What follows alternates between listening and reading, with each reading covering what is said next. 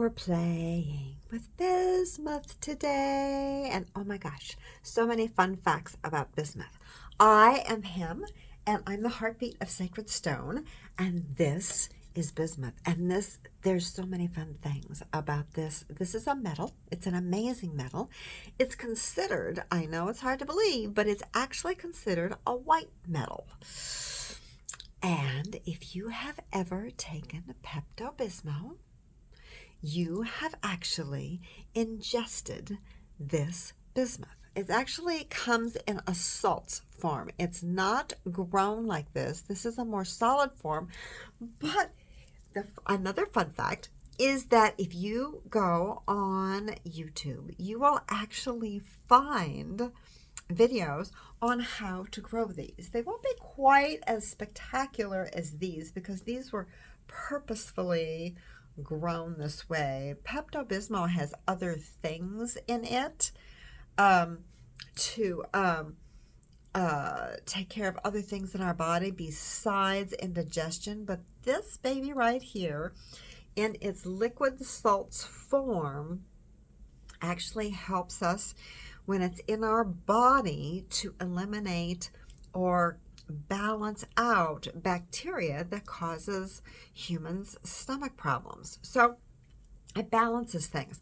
And of course, you would have already figured that out because it has all the chakras in it.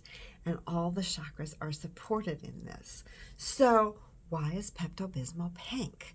Pink in its liquid salt crystal form. This is mostly pink, Pepto-Bismol pink. But all those fabulous chakra colors that we're looking at in this crystal form they come around as they are more exposed to oxygen. So another fun fact, another one, is that these crystals, like that I have in my hand, will always be there. They're not going to fade. They're not going to go away. They're not going to turn white. They're going to become more and more vibrant with more and more oxygen as time goes on. So in its natural state, bismuth grows with and as kind of known as a sulfide ore. It's found in things like nickel and cobalt and silver and tin.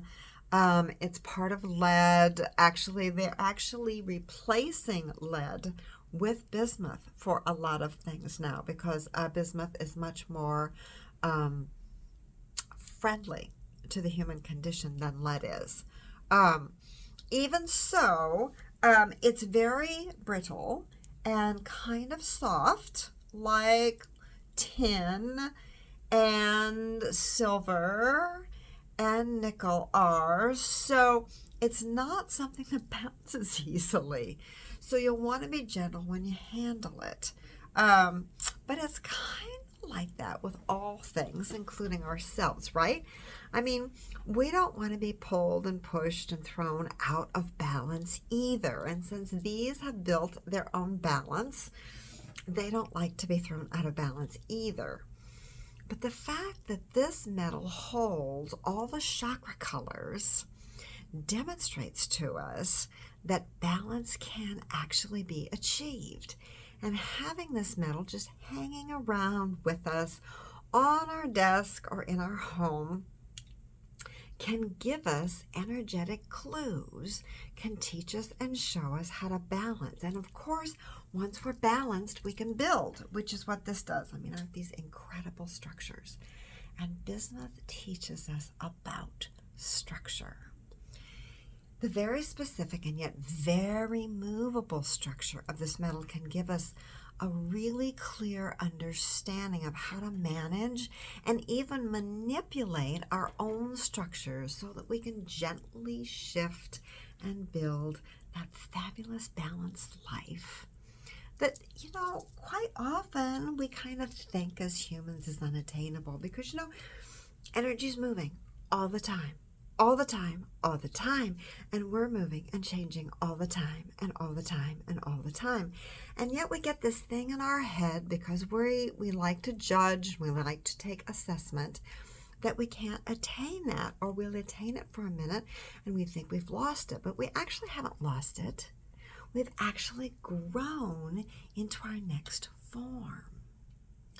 So bismuth, a white metal, like the white light that we're composed of, can be gently shaped, grown, and then reshaped and grown as we and the entire world, our entire universe, all that we are continues to evolve.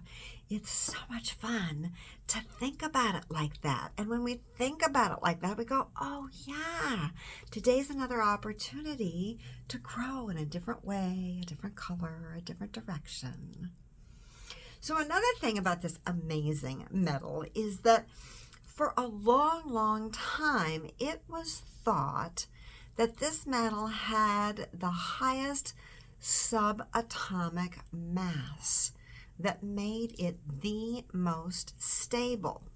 But then in 2003, they discovered that it does in fact decay. It has a radioactive molecule in it.